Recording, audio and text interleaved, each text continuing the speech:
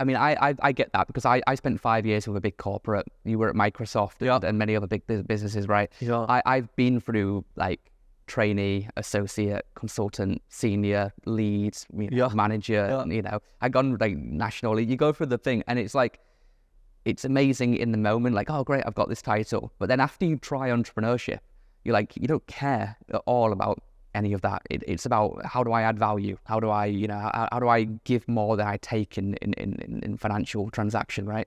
Did you have the same thinking when you went into startup land? Like those like days of chasing titles, did that kind of vanish a little bit? You know what I mean when I say that, right? I do.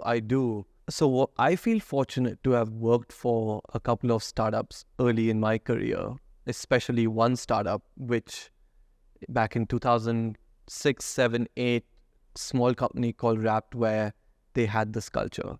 And it was everybody roll up their sleeves, get stuck in. There's nowhere to hide. Yeah. And the founders of that company, they went on to start. So that was a company that got acquired by Microsoft. So it was an interesting transition going from a 90-person company to a 90,000-person company overnight. Yeah. But the founders of that went on to start many great companies after that, big exits.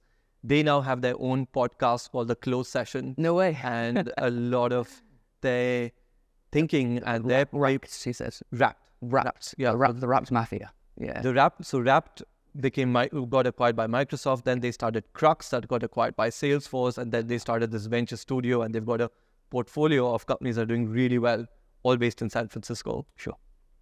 But a lot of what they learned and their hard lessons along the way, I've inherited some of that DNA, and especially in terms of company culture and creating that at Kovama, I had a lot of great advisors and mentors that helped. Okay. I often find that the best way to get advice is from mentors in person. But if you can't do that, then get it from books, because if they've distilled 30 years of wisdom into 100 pages, then that's really beneficial for people that are trying to build new ventures. Are there any books which you would recommend, I guess, other entrepreneurs read and other founders that are beginning their journeys? So The Founder's Dilemma. Yeah. I think it's Founders Dilemmas. I think that is that's like a Bible, which it's a textbook, right? That is the textbook.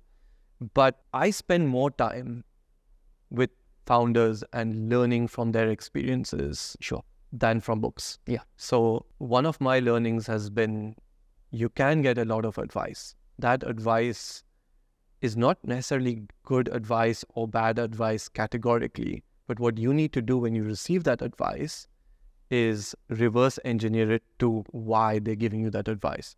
What is the journey that they've been on? It might have been great advice for them at that point in time. But ultimately, and you asked the question about fundraising, it is so personal.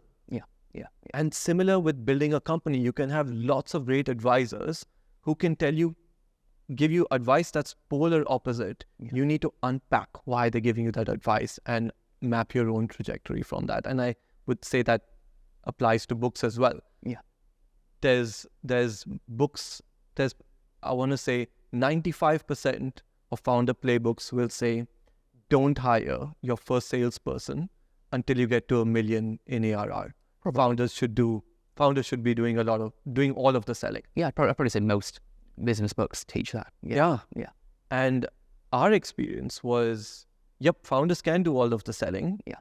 And my co-founder and I are still involved in almost every single deal. Yeah. But there is a perception when the founder CEO is showing up for the first meeting and you have a potential customer who says, we like what you do, but you guys are really early stage. Sure. So let's talk about a pilot. Let's talk about a proof of concept. Yeah. Let's talk about how much runway you have. Let's talk about business continuity. And all that vanishes if for your first meeting, you have an enterprise salesperson doing that prospecting, getting the meetings, and you come in at a later stage. Yeah. World of difference. Yeah, I'd agree with that.